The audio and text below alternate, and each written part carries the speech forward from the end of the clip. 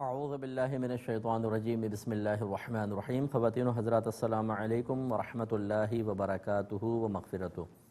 Programme احکام شریعت اور قرآن و حدیث سے اخذ شدہ فقہ حنفی کے مطابق مسائل آپ کی خدمت میں ذکر کر رہے ہیں۔ کچھ اور کویسچنز تھے۔ کسی نے پوچھا ہے کہ کیا لڑکی جینز کی پینٹ پہن کر نماز پڑھ سکتی ہے کہ نہیں؟ دیکھیں، کسی اور کے سامنے تو بہرحال ایسی چست پینٹ پہننا مکروہ تحریمی ہوگا، منع ہوگا، لیکن اگر گھر میں ہے اور جینز کی پینٹ پہنتی ہے اور اوپر کوئی بڑی کپڑا وغیرہ جیسے سکارف ہوتا ہے نیچے تک جا رہا ہے تو اس میں شرعاً کوئی حرج نہیں ہے۔ اگر نیچے تک نہیں بھی جا رہا فرض کر لیں اور جینز کافی لمبی ہے، اگر ٹخنے بھی ڈھک دیے اور ایڑی کا پچھلا حصہ بھی اس نے کافی حد تک ڈھکا ہوا ہے تب بھی سی گنجائش نکلے گی، لیکن عمومی طور پہ اتنی لمبی جینز ہوتی نہیں ہے، خصوصاً جب وہ سجدے میں جائیں گی تو وہ تھوڑی سی ٹخنے سے اوپر اٹھے گی، اور عورت کے ٹخنے اور ایڑی کی پچھلا حصہ جس میں کچھ اختلافات بھی ہیں لیکن بہرحال یہ ستر میں داخل ہیں، اور ستر کھل جائے گا تو پھر نماز نہیں ہوگی۔ اس لیے بہتر ہے کہ ایک لمبا جبہ جیسا یا میکسی ٹائپ جیسی کوئی ہوتی ہے وہ کافی لمبا، یا بایا ٹائپ وہ نیچے تک زمین تک ہو اور اسے پہن کے نماز پڑھیں، لیکن بہرحال جینز میں اگر ستر کے ڈھکنے کے ساتھ ساتھ اور کسی کے سامنے نہ ہو وہ نماز ادا کر رہی ہیں تو بلا کراہت نماز جائز ہوگی۔ ایک یہ کہتے ہیں کہ کیا ماں باپ کو اپنی بیٹی کی شادی اپنی برادری میں ہی کرنا ضروری ہوتا ہے؟ دیکھیں، ضروری تو نہیں ہوتا، لیکن کسی دوسری برادری میں بھی کر سکتے ہیں۔ مذہب اسلام برادری کی بیس پر کسی کو کمتر یا کسی کو برتر قرار نہیں دیتا ہے، برادری بیس پر۔ ہاں، نبی کریم صلی اللہ علیہ وسلم سے نسبت کی بنا پر جو آپ کی آل ہے وہ بلند و بالا تصور کی جائے گی، لیکن اس کو بلند ماننے کا مطلب دوسروں کو حقیر سمجھنا نہیں ہے، یہ ذہن میں رکھیے گا۔ تو مذہب کسی قوم کو حقیر نہیں سمجھتا ہے، لیکن یہ ضرور ہے کہ کچھ ہماری دنیاوی معاملات بھی ہوتے ہیں، کچھ دنیا کو بھی ساتھ لے کے چلنا ہوتا ہے، لہٰذا بچوں کی شادی کسی ایسی برادری میں کر دینا جو اپنے اخلاقیات کے اعتبار سے یا کسی اور پیشے وغیرہ کے اعتبار سے یا کچھ اوصاف قبیحہ کے اعتبار سے بری سمجھی جاتی ہے کہ بچی اگر ادھر جائے گی تو پھر اس کی طرف بھی برائیاں منسوب ہوں گی، ان وجوہات کی بنا پر مناسب نہیں ہے کہ ایسی کسی برادری کے اندر بچی کا نکاح کیا جائے۔ لیکن اگر وہ اپنے برابر کوئی برادری ہے یا اپنے سے بھی اعلیٰ برادری کے اندر بچی کی شادی کریں تو مذہب نے کوئی پابندی نہیں لگائی کہ آپ اسی برادری میں کریں گے دوسرے میں نہیں کریں گے، کر سکتے ہیں۔ ایک یہ کہتے ہیں کہ کسی مسلمان کو کسی غیر مسلم کھلاڑی کے نام سے پکارنا کیسا ہے؟ دیکھیں، یہ جائز ہے، کیونکہ عمومی طور پر اس وقت اس مسلمان کو معاذ اللہ کوئی کافر کہنا مقصود نہیں ہوتا، بلکہ ہو سکتا ہے کہ اس کی کوئی اگر بیٹنگ کرکٹ ہے تو بیٹنگ کا انداز یا بولنگ کا انداز کسی مشہور غیر مسلم کھلاڑی کی مثل ہو، تو پھر ہم اصل میں وہ نام لے کر اس کے اس وصف کی طرف اشارہ کرتے ہیں۔ جیسے مشہور مقولہ ہے لِكُلِّ فِرْعَوْنٍ موسیٰ، ہر فرعون کے لیے ایک موسیٰ ہے۔ اس کا مطلب یہ ہے فرعون سے مراد فرعون ایک باطل کی نشانی تھا اور موسیٰ علیہ السلام حق کی نشانی تھے۔ تو ہر دور میں آپ کہہ سکتے ہیں جیسے کوئی برائی بہت زیادہ کر رہا ہے اور کوئی ایک ایسا آدمی اس دور میں پیدا ہو گیا جس نے کسی شخص کی برائی کا قلقمہ کیا، تو آپ محاورتاً کہہ سکتے ہیں لِكُلِّ فِرْعَوْنٍ موسیٰ، کہ ہر فرعون کے لیے ایک موسیٰ ہے، یعنی گویا کہ اس کی برے صفت کو ذکر کرنے کے لیے فرعون سے تعبیر کیا اور اس کی اچھی صفات کو ظاہر کرنے کے لیے لفظ موسیٰ سے تعبیر کیا۔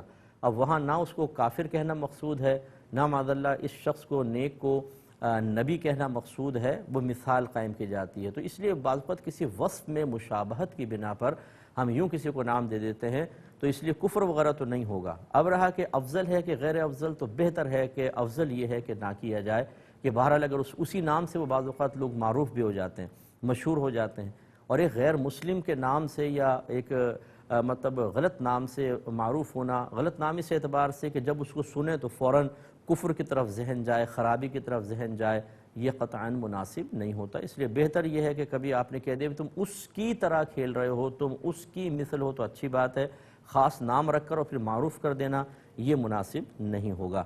ایک انہوں نے پوچھا ہے کہ کیا بچے کا نام محمد مصطفیٰ رکھنا جائز ہے؟ تو جی بالکل جائز ہے، محمد نام تو رکھ سکتے ہیں، خود نبی کریم صلی اللہ علیہ وسلم نے اس کی ترغیب ارشاد فرمائی، اور مصطفیٰ یہ وصفی نام ہے، صفاتی نام میں سے ہے، چنا ہوا۔ تو محمد مصطفیٰ کا مطلب ایسا محمد جو چنا گیا ہے، یہ نبی کریم صلی اللہ علیہ وسلم کے لیے تو خاص ہے ہی ہے کہ آپ کا مصطفیٰ لقب ہے، اللہ تعالیٰ نے آپ کو چن لیا تھا اپنی محبوبیت کے لیے، نبوت کے لیے، رسالت کے لیے، لیکن جب ہم کسی دوسرے کا نام رکھتے ہیں تو عمومی طور پر اس طرح کے مفہوم یا معنی مقصود نہیں ہوتے، ہم نام رکھ دیتے ہیں محمد مصطفیٰ، اگرچہ لغوی معنی یہ نکل رہے ہیں تو رکھ سکتے ہیں، بہرحال اس میں شرعاً کوئی حرج نہیں ہے۔ یہ کہتے ہیں کہ قربانی واجب تھی، اسی وقت ایک مجبور شخص نے ادھار بھی مانگ لیا، تو میں اس کو جانتا ہوں کہ واقعی وہ سچ کہہ رہا ہے، تو میں اس مجبور شخص کو پیسے دوں یا اپنی قربانی ادا کروں؟ دیکھیں، اگر تو آپ پہ قربانی واجب ہے تو پھر تو آپ کو ادا کرنا ہوگا، اس کی مجبوری بہرحال اپنے مقام پر، لیکن ایسا نہیں ہو سکتا کہ آپ اپنی قربانی کو ترک کریں، اس کو پیسہ دیں۔ ہاں، اگر جان جا رہی ہو، یہ ایک اصول ہو سکتا ہے کہ اس کی جان جا رہی ہے بالکل، اگر آپ پیسہ اس کو نہیں دیں گے تو وہ ہلاک ہو جائے گا، آپ ہی کے پیسوں پر اس کی جان موقوف ہے، یعنی اور کوئی مال دینے والا نہیں ہے، آپ نے دینا ہے تو جان بچے گی، جس سے بعض اوقات بلڈ کا مسئلہ ہو جاتا ہے اور کوئی ادارہ منع کر رہا ہے کہ بھئی جب تک بلڈ نہیں لائیں گے ہم اس کو ایڈمٹ نہیں کریں گے، اور آپ وہاں موجود ہیں اور آپ اس وقت ہی پیسہ دے کر اس کا بلڈ لے کر اس کی جان بچا سکتے ہیں، تو پھر تو یقیناً جان بچانا آپ کی قربانی کے معاملے سے فوق سمجھا جائے گا۔ اس کی جان بچائیں، اور آپ کا جو ترک واجب ہوا کہ اس کے علاوہ اور کوئی پیسہ نہیں تھا اور قربانی نہ کر سکے، اللہ تعالیٰ سے توبہ کر لیں، اللہ تعالیٰ درگزر فرمائے گا۔ جب قربانی کے ایام گزر جائیں تو اتنا پیسہ قربانی کا صدقہ کر دیجیے گا۔ تو لیکن دوسری صورت یہ ہے کہ بس مجبوری تو ہے لیکن اتنی سخت مجبوری نہیں ہے، تو پھر آپ کو قربانی کو ہی، واجب قربانی کو فوقیت دینی چاہیے۔ تیسری صورت یہ کر لیتے ہیں کہ آپ پہ قربانی واجب نہیں تھی، آپ نفل قربانی کرنا چاہتے ہیں، اور ایک شخص جو ہے وہ بہت زیادہ مجبور نظر آیا، اب چاہے اس کی جان جانے کا نہ ہو لیکن اس کی مجبوری اگر بہت سخت ہے تو بہتر ہے کہ نفل قربانی چھوڑ دیں اور اس کی امداد کریں، یہ زیادہ افضل اور اولیٰ ہوگا۔ ایک کالر ہمارے ساتھ ہیں، السلام علیکم۔ وعلیکم السلام ورحمۃ اللہ وبرکاتہ۔ جی بھائی جان۔ محترم، میرا سوال یہ ہے کہ جب کنگھی کرتے ہیں تو بال ٹھیک ہے جی، بال گر جاتے ہیں؟ داڑھی کے باہر گرتے ہیں، میں نے سنتے رسول سمجھ کے میں نے کافی زیادہ سنبھال کے رکھے ہوئے ہیں، جی تو یہ حکم میں چاہتا ہوں کہ جب میں دنیا سے جاؤں تو میرے ساتھ دفن کر دیے جائیں۔ دوسرا سوال میرا یہ ہے کہ یہ جب فرض نماز ہوتی ہے تو مانگنے والے کھڑے ہو جاتے ہیں، رو رو کے مانگتے ہیں، مسجد کے دور کے اندر رہنے مسجد میں، تو ان کے لیے کیا حکم ہے؟ ٹھیک ہے، اور ایک اور کالر ہیں، السلام علیکم۔ السلام علیکم۔ جی وعلیکم السلام۔ جی مختصر فرمائے گا کہ اگر کچھ کھایا ہوا ہو اور کلی کیے بغیر قرآن پاک پڑھ لیں تو کیا یہ بیعت بھی کہلائے گی؟ کچھ لوگ کہتے ہیں نہیں کلی کرو زبردستی کرواتے ہیں۔ اور دوسرا سوال یہ ہے کہ اگر کسی بچے کا نام مجتبیٰ ہے پر اس کو گھر والے شارٹ کر کے طوفہ کہتے ہیں، طوفہ، تو اس طرح سے کہنا صحیح ہے؟ کیا کہہ دیتے ہیں مجتبیٰ کو؟ طوفہ۔ ہاں طوفہ، طوفہ۔ چلیں ٹھیک ہے، شارٹ۔ السلام علیکم۔ وعلیکم السلام۔ ایک اور کالر ہیں، السلام علیکم۔ السلام علیکم مفتی صاحب۔ وعلیکم السلام۔ مفتی صاحب، میرا پہلا سوال یہ ہے کہ خاتون جو ہے وہ درس نظامی کر رہی ہیں اور مگر ان کی کتابوں پر جو ٹیبل پر رکھی تھی ان کی کتابوں پر ان کے بلے نے چڑھ کر صاف کر دیا، اب ان کتابوں کو وہ کیا کریں، یوز کر سکتی ہیں یا نہیں، اور کریں تو کیسے کریں، کیا احتیاط کریں؟ وہ مزید بکس خرید نہیں سکتی ہیں جی فی الحال۔ ٹھیک ہے، اور دوسرا یہ ہے کہ وہ نماز میں جو پہلی رکعت میں جو سورت پڑھی، دوسری میں اس سے پیچھے والی شروع ہی کی تھی، ایک لفظ پڑھا یاد آ گیا تو چھوڑ کر دوسری آیت سورت پڑھ لی اس سے آگے والی، کیا یہ صحیح تھا؟ ٹھیک ہے، بس میں عرض کرتا ہوں۔ ایک یہ پوچھا تھا کہ اگر ہم الارم لگا کر سوئیں فجر میں اور اس کے باوجود آنکھ نہ کھلے تو کیا نماز فجر قضا کرنے کا گناہ ہوگا؟ دیکھیں، اس میں دو چیزیں ہوتی ہیں کہ کیا یہ عادت ہی ہو گئی ہے کہ آپ کو پتہ ہے کہ میں الارم لگا کر بھی سوؤں تو اتنے سخت نیند ہے کہ آنکھ کھلے گی نہیں، اور روزانہ ہی تقریباً یہ ہفتے میں 2-3 نمازیں اسی طرح نکل جاتی ہیں، پھر تو آپ پر واجب ہے کہ الارم کے علاوہ کوئی اور بھی طریقہ کار، کوئی اور سورس یوز کریں تاکہ آپ کی نماز قضا نہ ہو۔ ایسی صورت میں تو گناہ گار ہوں گے، پہلی دفعہ تو نہیں ہوں گے، لیکن جب آپ نے دیکھ لیا کہ یہ عادت ہے آپ کی، آپ اٹھ ہی نہیں پاتے ہیں، تو پھر دوسرا طریقہ کار اختیار کرنا واجب تھا، اس کے ترک کی وجہ سے گناہ گار ہوں گے۔ اور اگر عادتاً ایسا نہیں ہے، ہمیشہ آنکھ کھل جاتی ہے، لیکن کبھی کبھار ایسا ہوتا ہے کہ بہت زیادہ نیند کا غلبہ ہوتا ہے، تھک کر سویا ہوتا ہے آدمی یا دیر سے سوتا ہے اور پھر مطلب الارم کی وجہ سے آنکھ نہیں کھلی تو اللہ تعالیٰ درگزر فرمائے گا۔ لیکن اس میں یہ بھی ایک ذہن میں رکھیے گا کہ بعض اوقات ایسا ہوتا ہے کہ ہم پوری نائٹ کچھ نہ کچھ کام کرتے رہتے ہیں، کوئی کھیل کود، باتیں یا چلیں اور کوئی کام، لیکن جب بالکل 15-20 منٹ رہ جاتے ہیں تو پھر ہم کہتے ہیں چلو الارم لگا کے سو جاتا ہوں، پھر اٹھ کے نماز پڑھ لوں گا۔ اگر ہمیں یقین ہے کہ میں ایسی صورتحال میں ہوں کہ اس وقت اگر میں سو گیا تو چاہے 10 الارم لگا لوں آنکھ نہیں کھلے گی، تو پھر ایسی حالت میں تو سونا گناہ ہوگا، پھر تو سونا ہی گناہ تھا۔ آپ تھوڑی دیر اور ویٹ کر لیتے اور نماز فجر اول وقت میں پڑھ کر سو جاتے، لیکن اگر ایسا نہیں ہے اور آپ کی عادت بھی پختہ ایسی نہیں ہے تو پھر گنجائش نکلے گی، اللہ تعالیٰ درگزر فرما دے گا۔ ایک اور کالر ہمارے ساتھ ہیں۔ السلام علیکم۔ وعلیکم السلام۔ جی بھائی جان۔ سر میرا سوال یہ ہے کہ ہم چیریٹی کرتے ہیں، خیرات کرتے ہیں، اور چیریٹی اداری فاؤنڈیشن بھی بنی ہوئی ہوتی ہے، اچھا، تو ہم لوگ بھی کرنا چاہتے ہیں، کیا شریعت میں یہ جائز ہے ہمارے پاس حیثیت نہ ہو اور ہم لوگوں سے کچھ اماؤنٹ اکٹھی کر کے اور ان کی مدد کریں، یتیموں کی، بیواؤں کی؟ ٹھیک ہے، اور میں بتاتا ہوں انشاءاللہ۔ چلیں آپ ہی کے لے لیتے ہیں کہ دیکھیں آپ چاہ رہے ہیں کہ کوئی چیریٹی کی فاؤنڈیشن وغیرہ قائم کریں، کوئی ٹرسٹ وغیرہ قائم کریں، لوگوں سے فنڈ کلیکٹ کریں اور اس کو آگے دیں۔ میرے ایسے تمام لوگوں سے گزارش ہے کہ سب سے پہلے تو آپ علم دین سیکھیں کہ آپ اگر کسی کا فنڈ لیتے ہیں اس فنڈ کا یوز کیا کیا ہو سکتا ہے، کیونکہ جب آپ لیتے ہیں لازم سی بات ہے اسی فنڈ سے آپ جو کارکن ہوں گے ان کی تنخواہیں نکالیں گے۔ اگر کسی جگہ کو آپ رینٹ پر لیتے ہیں تو آپ کو رینٹ بھی نکالنا ہوگا۔ کس طریقے سے اگر ایک شخص کہتا ہے کہ یہ میں نے کھانے کے لیے پیسے دیے ہیں تو اس کھانے کے پیسے سے آپ کیسے رینٹ نکالیں گے، اور کس طریقے سے آپ اپنے کارکنوں کو تنخواہیں دیں گے۔ اور پھر اس کے علاوہ اگر آپ کو یہی نہیں پتہ کہ زکوٰۃ کا مصرف کیا کیا ہے تو ہم نے تو تباہ ہوتے دیکھا ہے، اور غلط قسم کے جیسے کھانا کھلانے کے لیے کسی نے کو پیسے دیے ہیں تو اس نے غلط قسم کے لوگوں کو کھانا کھلا دیا جو مستحق بھی نہیں ہیں۔ تو خلاصہ کلام یہ ہے کہ جو اچھی طریقے سے پہلے علم دین رکھتا ہو، اس کی تمام اونچ نیچ جان چکا ہو، اس کے بعد وہ اس کی طرف قدم بڑھائے تو بہت اچھی بات ہے، ورنہ دوسروں کی امانت کو لے کر اور غلط مقام پہ استعمال کریں گے تو وبال آخرت ہوگا۔ آپ ہمدردی کے جذبے کے تحت کام کر رہے ہیں کہ چلیں آخرت بنے گی، اللہ تعالیٰ راضی ہوگا، تو اگر یہ نہ کرتے تو شاید آپ کی آخرت محفوظ ہوتی۔ بعض اوقات تو یہ کر کے آخرت برباد ہو جائے گی، اس لیے کہ جس کو چندے وغیرہ کا استعمال نہیں آتا اور اس کے پاس علم دین نہیں ہے وہ پیسے کو بیجا استعمال کرے گا اور تباہ و برباد ہوگا۔ ہم نے دیکھا ہے بہت ہی کم ادارے ایسے ہیں جو خوف خدا کے ساتھ اس پیسے کو استعمال کرتے ہیں، ورنہ یہ نہیں کہ میں کہہ رہا ہوں کہ چیٹنگ ہر ایک کرتا ہے، لیکن ان کو یہی نہیں پتہ ہوتا کہ یہ زکوٰۃ اگر ہمیں ملی ہے تو کس طریقے سے اس کو لوگوں کے اندر تقسیم کرنا ہے۔ بعض اوقات تو جو غیر مستحق ہوتا ہے اس کو ڈائریکٹ زکوٰۃ دے دیتے ہیں یا ایسے کام میں لگا دیتے ہیں کہ جس میں زکوٰۃ یوز ہی نہیں ہو سکتی ہے، دینے والا دے کر خوش ہوتا ہے کہ میں زکوٰۃ دے چکا ہوں، حالانکہ اس کی زکوٰۃ ادا نہیں ہوتی ہے۔ اس لیے یہ کام بہت ہی نازک ہے اور اپنے آپ کو اپنی آخرت کو خطرے میں ڈالنے کے مترادف ہے۔ اس لیے پہلے اچھی طریقے سے آپ تعلیم حاصل کریں، جتنے لوگ آپ کے ساتھ ہیں وہ تمام مسائل جو اس سے متعلقہ ہیں اچھی طرح وہ سیکھیں، ان کی تربیت ہو خوف خدا کے ساتھ، پھر آپ لوگوں کا پیسہ اپنے ہاتھ میں لے کر دوسروں تک پہنچائیں تو انشاءاللہ آپ کو اجر ملے گا۔ ایک کالر ہمارے ساتھ ہیں۔ السلام علیکم۔ وعلیکم السلام۔ جی بھائی جان۔ کیا سارے گناہوں کا ایک بار توبہ کی جا سکتی ہے؟ اور ناجائز اور حرام میں کیا فرق ہے اور حرام کی کتنے قسمیں ہوتی ہیں؟ اچھا، اور ایک اور کالر ہیں۔ السلام علیکم۔ ہلو، وعلیکم السلام مفتی صاحب۔ جی بتائیے، بولیے۔ جی میرا 2 سوال تھا۔ جی، گولڈ گروی ہے تو قربانی اور زکوٰۃ کا کیا حکم ہوگا، اور ڈائمنڈ پہننا کیسا مردوں کو؟ ٹھیک ہے، اور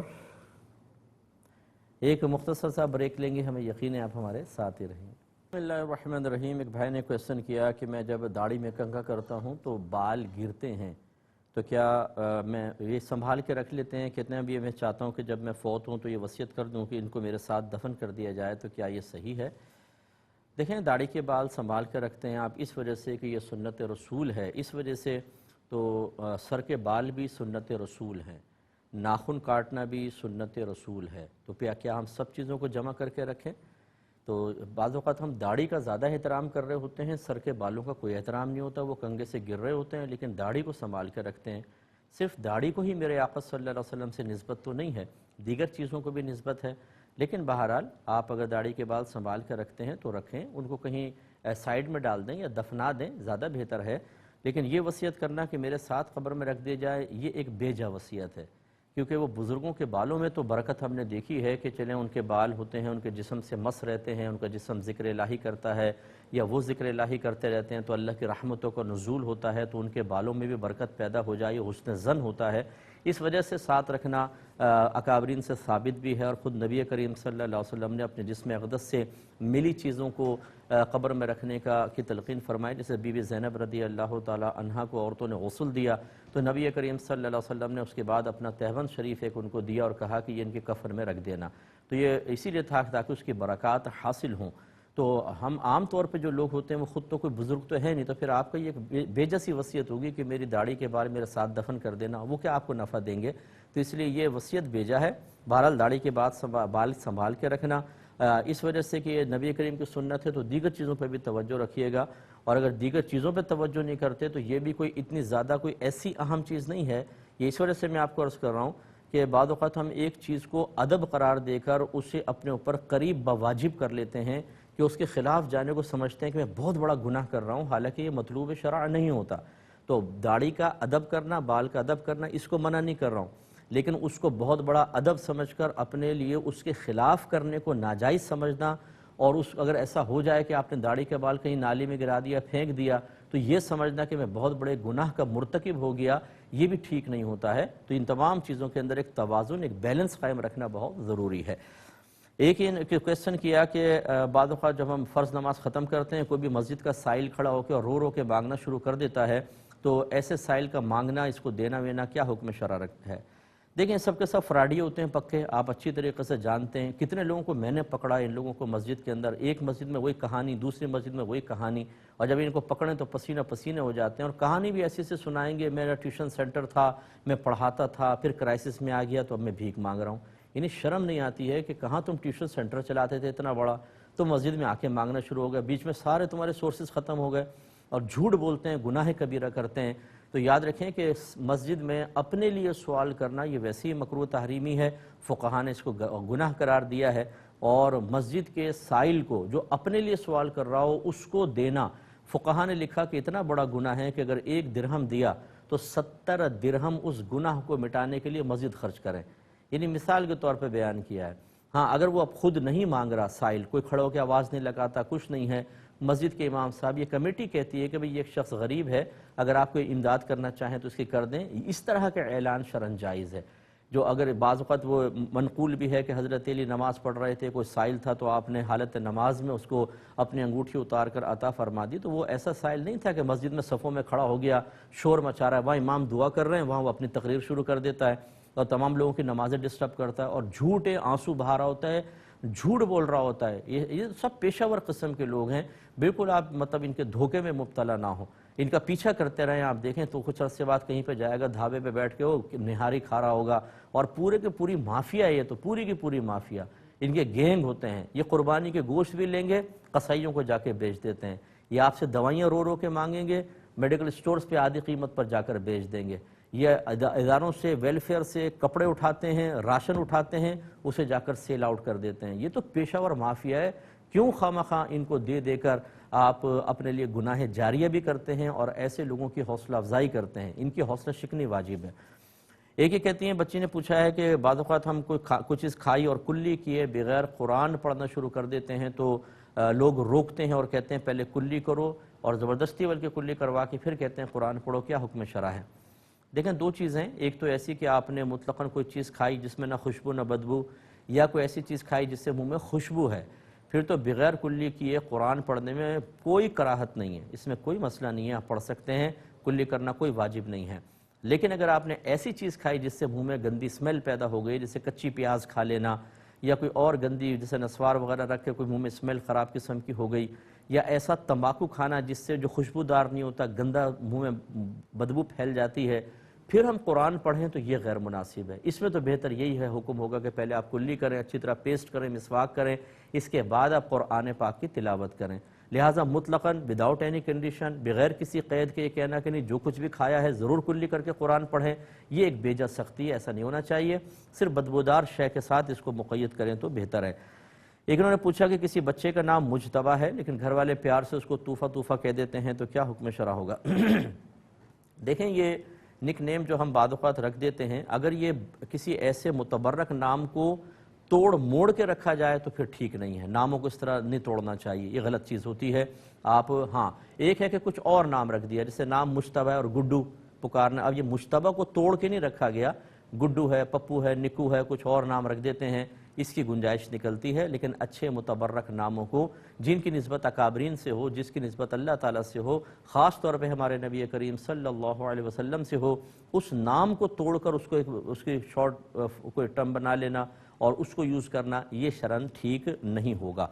ایسا نہ کریں. یہ کہتی ہیں کہ خاتون ہیں درس نظامی کر رہی ہیں، ان کی درسی کتابیں رکھی ہوئی تھیں تو ایک بلے نے ان پر پیشاب کر دیا.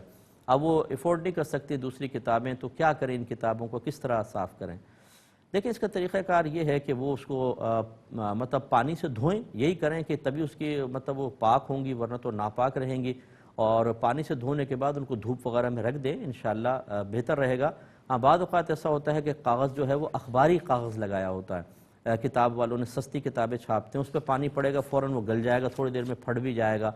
بہرحال اس قسم کے کوئی ہو تو پھر بھی آپ اوپر کے گتے پہ اگر کیا ہے تو اس کو تو آپ ہٹائی دیں اور تھوڑا بہت پانی ڈال کر صاف کرنے کی کوشش کریں. باقی اگر کوئی مٹ وٹ جائے تو اسی صفحے کی کسی سے کاپی کروا کے اس کو اس جگہ لگا لیجئے گا. لیکن اس طرح ناپاک چھوڑ دینا یا ہم یہ کہیں کہ اس کو ناپاک حالت میں استعمال کریں، یہ ٹھیک نہیں ہے. اس کو کوئی نہ کوئی پاک کرنے کا آپ ذریعہ کیجئے. ایک ہی کہتے ہیں کسی نے پہلی رکعت میں ایک سورت پڑھی، اگلی رکعت شروع کی تو اس سورت سے پچھلی سورت غلطی سے سٹارٹ کر لی، لیکن جیسے ہی دھیان میں آیا تو جیسے ایک آیت پڑھی ہے کچھ تھوڑی سی تو اس کو چھوڑ کر اس سے اگلی سورت پڑھ کر یعنی ترتیب قائم کر کے نماز کو ختم کیا، کیا حکم شرع ہوگا؟ دیکھیں الٹا قرآن پڑھنا کہ پہلے سورت پڑھ لی پھر اگلی میں اس سے پچھلی سورت کو اگلی رکعت میں پڑھا، اگر یہ جان بوجھ کر ہو تو اس کو فقہاء اسلام نے مکروہ تحریمی قرار دیا ہے. اور اگر انسان کے ذہن میں نہیں رہا، بھولے سے اس نے کوئی پچھلی سورت شروع کر دی تو پھر چھوڑنے کا حکم نہیں تھا، پھر وہ اسی کو کنٹینیو رکھتے.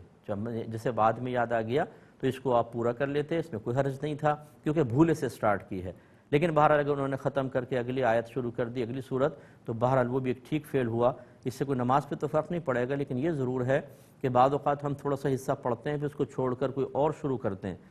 اب یہ جو چھوڑا ہوا ہے اس کا مفہوم نکالیں اور جو آگے شروع کیا اس کا ابتدائی مفہوم نکال کر دیکھیں. اگر ان میں معنوی لحاظ سے کوئی ٹکراؤ نہیں ہے، کوئی تضاد نہیں ہے، کوئی غلط مفہوم پیدا نہیں ہو گیا، جیسے یہاں پر تھا کہ اے ایمان والو، آگے جو آپ نے شروع کیا اس میں فرض کر لیں کہ یوں ہے تم جہنم میں جاؤ گے، تو یہ مفہوم ایک غلط مفہوم بن گیا، اس سے نماز فوراً فاسد ہو جائے گی. اس لیے ایک صورت کو تھوڑا سا پڑھ کر دوسری کی طرف جانے میں یہ ضرور دیکھا جائے کہ معنوی لحاظ سے کوئی خرابی یا قباحت تو پیدا نہیں ہوئی، اگر نہیں ہے تو پھر چل جائے گا. لیکن بہتر وہی تھا جیسے میں نے کہا کہ اگر بھولے سے شروع کیا تو آپ کو نماز کو کنٹینیو رکھنا چاہیے تھا. یہ بھائی نے فرمایا کہ کیا سارے گناہوں پر ایک ساتھ توبہ کرنا شرعاً درست ہے؟ دیکھیں اس اعتبار سے کہ مجھ سے بہت سارے گناہ ہوئے، اللہ تعالیٰ میرے گناہوں کو معاف کر دے اور میں ان سب سے توبہ کرتا ہوں کہ اجتماعی توبہ کو بعض بزرگوں نے جائز قرار دیا. لیکن جب آپ گناہوں کے تقاضوں کے اعتبار سے توبہ کو دیکھیں گے تو پھر ایک توبہ سب کے لیے کافی ہرگز نہیں ہوگی. مثال کے طور پر کسی نے نماز قضا کی ہیں، کسی نے روزے چھوڑے ہیں، کسی نے زکوٰۃ ادا نہیں کی ہے، کسی نے شراب پی ہے. ان تینوں کی توبہ میں فرق ہوتا ہے کہ جس میں آپ نے کوئی بدنی عبادت ترک کی ہے تو توبہ کے ساتھ ساتھ قضا بھی کرنی پڑے گی، صرف توبہ سے تو قضا نہیں معاف ہو جائے گی. اسی طرح اگر زکوٰۃ کی ادائیگی میں تاخیر کی ہے یا کسی سال قربانی نہیں کی تو قربانی کی بعد میں آپ کو کفارہ دینا ہوگا، یعنی قربانی کا پیسہ صدقہ کرنا ہوگا. زکوٰۃ کی ادائیگی میں تاخیر کی تو اس تاخیر پر توبہ ہے لیکن زکوٰۃ ادا کرنی ہوگی. شراب وغیرہ پہ اگر شراب پی تھی اس پر اگر توبہ کریں گے تو صرف اتنا ہے کہ آپ آئندہ اس گناہ کے نہ کرنے کا خوف خدا کی وجہ سے پختہ ارادہ کریں، اور یہ ارادہ صرف اللہ کی رضا کی خاطر عذاب کے خوف کی وجہ سے ہوئی ہے. اسی طرح آپ بندوں کے آ جائیں، کسی کا آپ نے مالی نقصان کیا ہے، کسی کا جسمانی نقصان کیا ہے، کسی کو روحانی اذیت پہنچائی ہے، تینوں کی توبہ کا طریقہ مختلف ہوتا ہے. تو یہ سوچنا کہ اگر میں اجتماعی طور پہ سابقہ گناہوں کی توبہ کر لوں تو شاید سارا ہی تقاضا پورا ہو جائے گا، ایسا نہیں ہوتا ہے. اس کے باقاعدہ علم سیکھنا بہت ضروری ہے. میری کتاب قرب الہی پڑھیں، اس میں بڑی تفصیل سے یہ چیزیں میں نے ذکر کی ہیں. ایک یہ بھائی کہتے ہیں کہ ناجائز اور حرام میں کیا فرق ہے اور حرام کی کتنی اقسام ہیں؟ دیکھیں ناجائز تو ایک سمجھ لیجئے ایک ایسا لفظ ہے جس کے تحت بہت ساری چیزیں آتی ہیں. مثلا جس کام کے کرنے کو شریعت نے منع کیا ہو یا اس کا کرنا ناپسند کیا ہو یا اس کو عرف عام میں مناسب نہیں سمجھتے ہوں کہ کریں، اسے ناجائز کہتے ہیں۔ اس میں پھر حرام آتا ہے، مکروہ تحریمی آتا ہے، اور سنت مؤکدہ کا ترک، جس کو اساءت کا لفظ، ایک اصطلاحی لفظ استعمال کرتے ہیں اساءت، یہ تینوں ناجائز کے اندر آئیں گے کہ ان تینوں کو شریعت نے منع کیا ہے۔ پھر اس کے بعد سنت غیر مؤکدہ کا ترک مکروہ تنزیہی ہوتا ہے، اس کو شریعت نے ناپسند کیا، اگرچہ گناہ نہیں لیکن اس کو ناجائز میں رکھتے ہیں۔ پھر مستحب کا ترک خلاف اولا ہوتا ہے، جس کے ترک کو شریعت ناپسند بھی نہیں کرتی لیکن ہمارے معاشرے میں اس کو مناسب نہیں سمجھا جاتا، اسے بھی ناجائز کے تحت رکھتے ہیں۔ گویا کہ لفظ ناجائز کے تحت 5 چیزیں آتی ہیں: حرام، مکروہ تحریمی، اساءت، مکروہ تنزیہی اور خلاف اولا۔ اور جائز کے تحت 6 چیزیں آتی ہیں: فرض، واجب، سنت موقدہ، سنت غیر موقدہ، مستحب اور مباح۔ مباح کا مطلب نہ ثواب نہ گناہ، جیسے پین میں یہاں رکھ دوں، نہ ثواب ہے نہ گناہ ہے، یہ بھی جائز کے اس میں آتا ہے کیونکہ شریعت اس کو ناپسند نہیں کرتی ہے۔ تو یہ تو ناجائز اور حرام میں، یعنی ناجائز تو ایک ایسی چیز ہے جس میں عمومی طور پہ بہت ساری چیزیں داخل ہوتی ہیں، اور حرام خاص ہے کہ حرام اسے کہتے ہیں کہ جو فرض کا ترک ہوتا ہے وہ حرام ہے، یا حرام اس چیز کو کہتے ہیں کہ جس کا کی ممانعت کسی ایسی آپ دلیل سے ثابت کر دیں کہ جس کے ثابت ہونے میں بھی کوئی شبہ نہیں اور جس کے اپنے مفہوم پر رہنمائی کرنے میں بھی کوئی شبہ نہیں۔ یعنی قرآن کی جیسے آیت ہوتی ہے کہ اس کے اللہ سے اس کے ثابت ہونے میں کوئی شبہ نہیں، قرآن اللہ کا کلام ہے، اور اتنی واضح آیت کہ اس میں واضح طور پہ جیسے اللہ نے لحم خنزیر کو حرام قرار دیا تو بالکل واضح لکھا ہوا ہے، بہتے خون کو حرام قرار دیا، تو اس طرح کسی ایسی آیت جس میں مجتہد کو کوئی وضاحت کی حاجت نہ ہو، اس سے اگر کسی چیز کی حرمت ثابت ہوتی ہے اس کو حرام کہتے ہیں۔ اسی طرح ہر فرض کا ترک حرام ہے، نماز کا چھوڑنا حرام ہے۔ تو یوں دیکھیں حرام خاص ہے اور ناجائز کا لفظ کافی چیزوں پہ بولا جاتا ہے، ان میں عموم و خصوص مطلق کی نسبت ہے، جس نے اگر منطق پڑھی ہو کہ ہر ناجائز حرام ہو ضروری نہیں، لیکن ہر حرام کا ناجائز ہونا ضروری ہوتا ہے۔ اس طرح آپ نے حرام کی اقسام پوچھی، تو حرام کی اقسام ایک تو اس اعتبار سے کہ وہ کس دلیل سے ثابت ہے۔ اگر دلیل قطعی سے ثابت ہے، جیسے قرآن عظیم سے بالکل صاف آیت سے ثابت ہے تو اسے حرام قطعی کہتے ہیں، اور اگر قرآن سے ثابت ہے لیکن واضح آیت سے نہیں، اس میں علماء کی آراء مختلف ہے کہ اس کا یہ مفہوم ہے، کوئی کہتا ہے یہ مفہوم ہے، اس سے جو حرام ثابت ہوگا حرام ظنی ہوگا۔ اسی طرح حدیثوں سے جو کسی چیز کی حرمت ثابت ہوتی ہے وہ حرمت ظنی ہوتی ہے۔ اسی طرح بعض اوقات فقہا ایک چیز کو حرام قرار دے دیتے ہیں، حالانکہ نہ قرآن سے اس کی حرمت ثابت ہوتی ہے نہ حدیث سے ہوتی ہے، فقہا یا مجتہد کی نظر میں وہ بہت ہی برا ہوتا ہے، اس پہ بھی لفظ حرام کا اطلاق کر دیتے ہیں، یہ بھی حرام ظنی ہے۔ لیکن یہ قرآن اور حدیث کی، جو قرآن کی ابھی میں نے بتایا آیت غیر قطعی ہو، ظنی آیت ہو، اسی طرح حدیث ہے جس سے ظنی مفہوم حاصل ہوتا ہے، جو فقہا حرام قرار دیتے ہیں وہ ان سے بھی کم درجے کا ہوتا ہے۔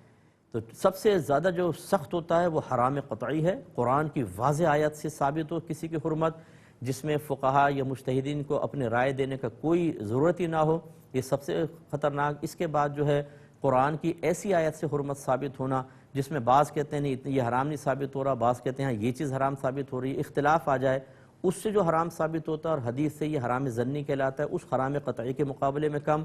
اور تیسرا جو فقہا کسی چیز کو حرام قرار دے دیتے ہیں یہ اس سے بھی درجے میں کم ہوتا ہے۔ ایک مختصر سا بریک لیں گے، ہمیں یقین ہے آپ ہمارے ساتھ ہی رہیں گے۔ بسم اللہ الرحمن الرحیم۔ ایک کویسچن کیا تھا کہ اگر گولڈ گروی رکھا ہو تو قربانی اور زکوٰۃ کا کیا حکم ہے؟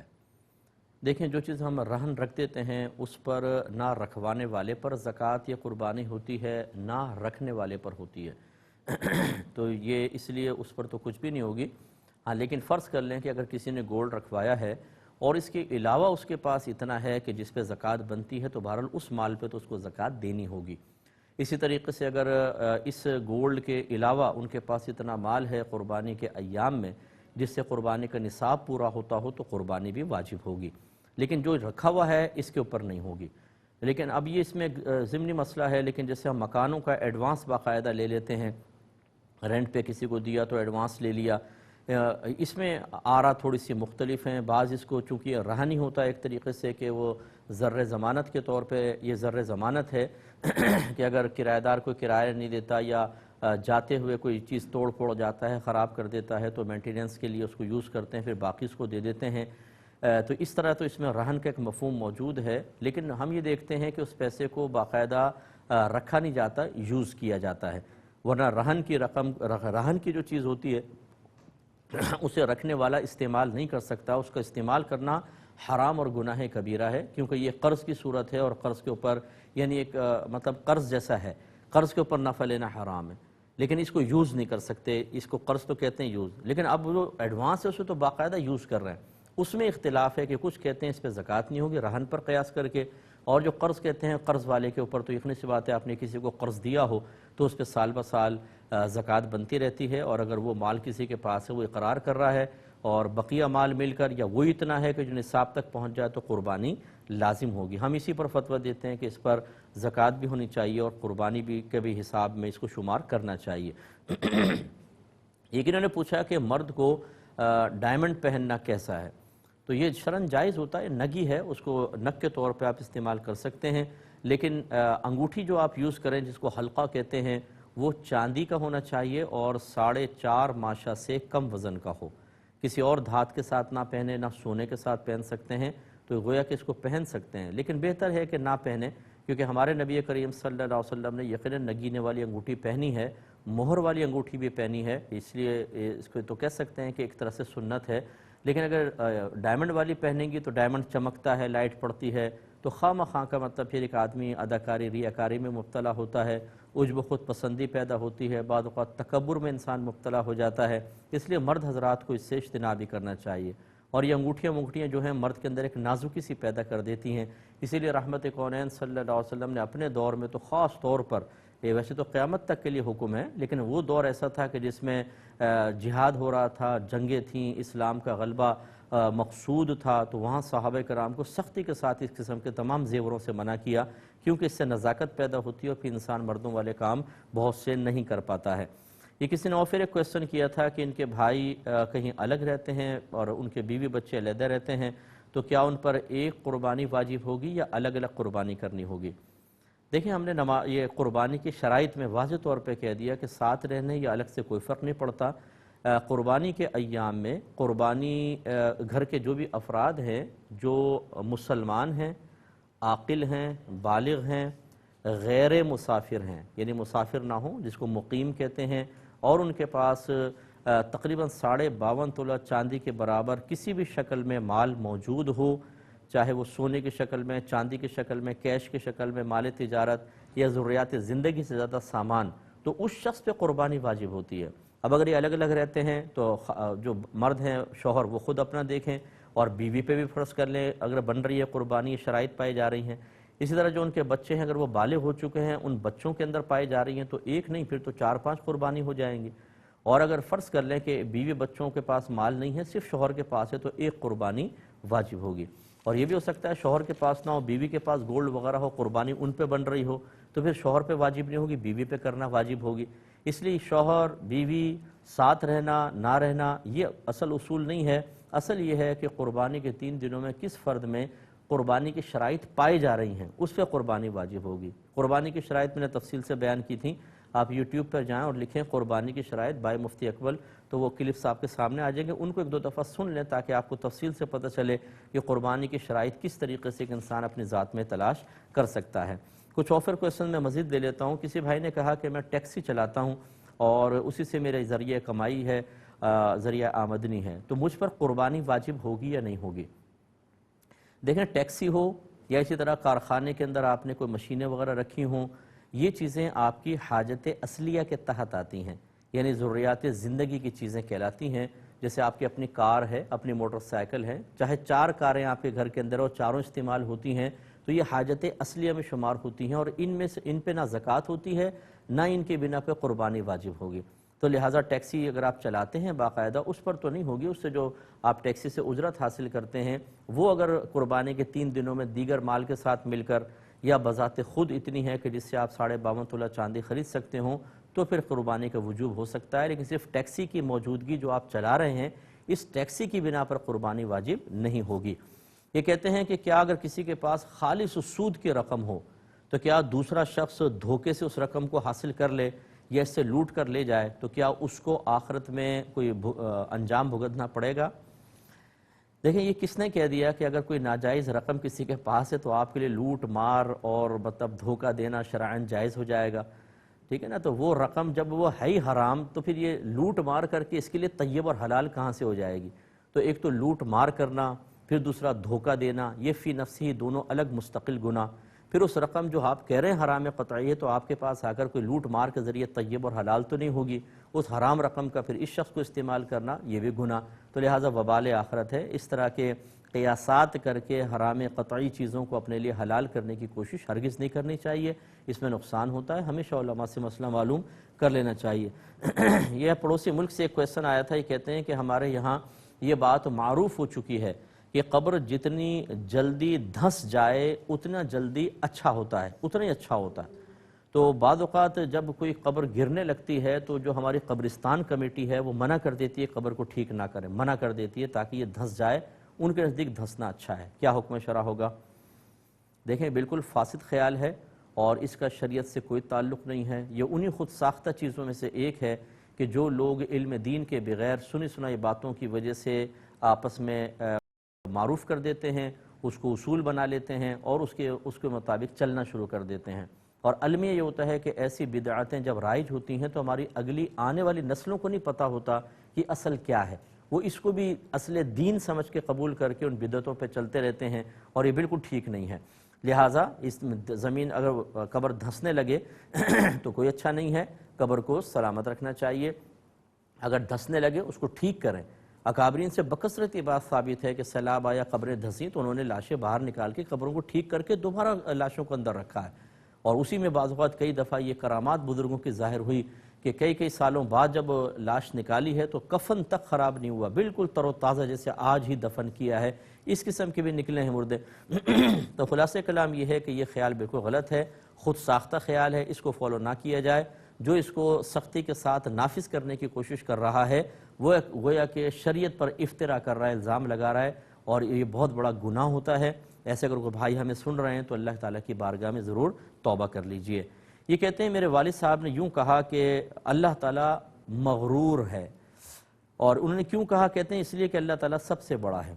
اللہ تعالیٰ گریٹ کروں ترجمہ مغرور کر دیا تو کیا یہ کفر تو نہیں ہے؟ دیکھیں مغرور کوئی اچھا لفظ نہیں ہوتا، مغرور غرر سے نکلا ہے اور مغرور کا مطلب دھوکے میں مبتلا، اسے کہتے ہیں مغرور. جس کو شیطان نے دھوکے میں مبتلا کر دیا معاذ اللہ اسے مغرور کہا جاتا ہے. ہم بعض اوقات ملا کے کر دیتے ہیں غرور اور تکبر. تو جو متکبر ہوتا ہے یہ تکبر سے نکلا ہے. تکبر کا مطلب یہ ہوتا ہے کہ اپنے آپ کو دوسروں سے افضل اور بلند و بالا سمجھنا، دوسروں کو حقیر اور کمتر سمجھنا، یہ تکبر ہے. اس کے ساتھ غرور کا لفظ کہا جاتا ہے. جو تکبر میں مبتلا ہوتا ہے وہ شیطانی دھوکے میں مبتلا ہے، اس اعتبار سے اس کو غرور بھی شامل ہوا. تو یہ مغرور بھی ہے اور متکبر بھی ہے. لیکن اللہ تبارک و تعالیٰ کے لیے لفظ مغرور استعمال معاذ اللہ نہیں کریں گے، کیونکہ اس کو کون دھوکے مبتلا کرے گا. تو اس لیے گریٹ کا ترجمہ عظیم تو ہو سکتا ہے یا لفظ متکبر، کہ یہ تکبر جو ہے انسانوں کے لیے حرام اور گناہ کبیرہ اور انسان کو زیبا نہیں، لیکن اللہ کی شان ہے کیونکہ اللہ تبارک و تعالیٰ سب سے بلند و بالا ہے، وہی عظیم ہے. اس کے مقابلے میں یقیناً ہم جیسے عام لوگ حقارت ہماری طرف حقیر کی نسبت آپ کر سکتے ہیں. تو لہٰذا اللہ تعالیٰ کے صفاتی ناموں میں ایک متکبر بھی ہے، کبریائی والا، بڑائی والا. یہ تو آپ لفظ استعمال کر سکتے ہیں کیونکہ قرآن اور حدیث میں آ گیا یہ اللہ کے صفاتی ناموں میں سے. لیکن مغرور کا معنی دھوکے میں مبتلا، اور یہ اللہ کے لیے استعمال نہیں کر سکتے. لہٰذا والد صاحب نے اگر نادانستہ طور پہ ایسا کیا تو احتیاطاً تجدید ایمان اور تجدید نکاح کر لیا جائے. یہ کہتے ہیں کہ ایک ایجنٹ ہے، ہم ایک شخص تھا وہ 90 لاکھ روپے میں اپنی زمین بیچنا چاہتا تھا. اس ایجنٹ نے اس کو یہ کہا، مڈل مین نے، کہ میں آپ کو 90 لاکھ روپے دلواؤں گا لیکن دوسری پارٹی سے جتنا زیادہ میں لینا چاہوں لوں گا، اور اس کے علاوہ میرا کمیشن تو ہے ہی ہے. تو اس طریقے سے یہ طے کرنا کیسا ہے؟ دیکھیں یہ صحیح نہیں ہے. چیز اس کی ہے، آپ کیسے اس چیز کے اوپر زیادہ پیسے میں کر کے اس کو بیچ کر اور اس پیسے کو رکھ سکتے ہیں؟ ہاں آپ اپنا کمیشن رکھیں، کمیشن ٹھیک ہے، وہ آپ کی اجرت ہے. آپ ایک اجارہ کرتے ہیں کہ میں اپنی سروس پرووائڈ کر رہا ہوں، میں بھاگوں گا، دوڑوں گا، لوگوں کو لاؤں گا، لوکیشن دکھاؤں گا، اس کی یقیناً آپ پیسے لے سکتے ہیں اور وہ طے کر کے لینے ہوں گے. لیکن یہ طریقہ بالکل غلط ہے کہ 90 کی ڈیمانڈ ہے، میں آپ کو 90 دلوا دوں گا، اوپر چاہے میں کتنے لے لوں، کیوں لے لیں؟ اور پھر آپ وہ بالکل مجہول، ایک تو وہ ہوا، یہ اجرت تو ویسی مجہول ہوئی. کمیشن بھی بعض اوقات ایک صورت سے تو مجہول ہے. مجہول مینس غیر معلوم، کہ آپ میں پراپرٹی بکواؤں گا، کتنے کی بکی؟ 2% میرا. اب کتنے کی بکے گی یہ معلوم نہیں، اس کا 2% کتنا بنے گا یہ معلوم نہیں. اگر اصل شرع کو دیکھیں یا فقہ حنفی کو دیکھیں تو یہ بھی منع ہونا چاہیے، لیکن چونکہ بہت زیادہ یہ رائج ہو چکا ہے اور اس میں کوئی جھگڑا منازعات وغیرہ نہیں ہوتی تو اس کی اجازت ہے کہ ٹھیک ہے آپ کمیشن طے کر لیں، لیکن اس طریقے سے ایک اور شق نکال لینا یہ بالکل صحیح نہیں ہے۔ زمین والے کو جتنے کی سامنے والا قیمت بتائے آپ اس کو بتائیں کہ بھئی اتنا آپ کو وہ ڈیمانڈ کر رہا ہے، مطلب اتنے کی آفر کی ہے، اگر آپ کہتے ہیں تو یس کرتا ہوں، جتنے بھی بکے گی اس کا 2%، 3%، 4% میرا ہوگا۔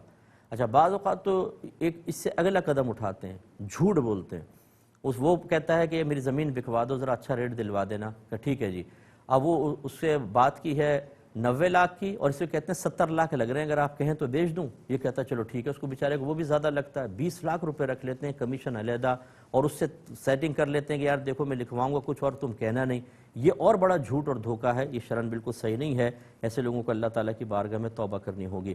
یہ کہتے ہیں کہ یہ بعض اوقات جو قربانی کے جانور ہوتے ہیں ان کی ناک کے اندر سوراخ کر کے رسی ڈال دیتے ہیں، تو ایسے ناک میں سوراخ والے جانور کی قربانی کرنا کیسا ہے؟ تو یہ ہو جائے گی، ہے تو تھوڑا سا عیب، لیکن ایسا عیب نہیں ہے کہ جس کی وجہ سے قربانی ناجائز ہو۔ اب اپنے میزبان کو، ہماری کیو ٹی وی کی پوری ٹیم کو اجازت مرحمت فرمائیں، آپ ہمارے لیے دعا کیجئے، ہم آپ کے لیے دعا گو ہیں کہ اللہ تبارک و تعالیٰ آپ کو ہر موقع پہ شریعت کو مقدم رکھتے ہوئے اس کے سامنے اپنا سر جھکا دینے کی توفیق عطا فرمائے۔ آمین۔ وآخر دعوانا ان الحمدللہ رب العالمین۔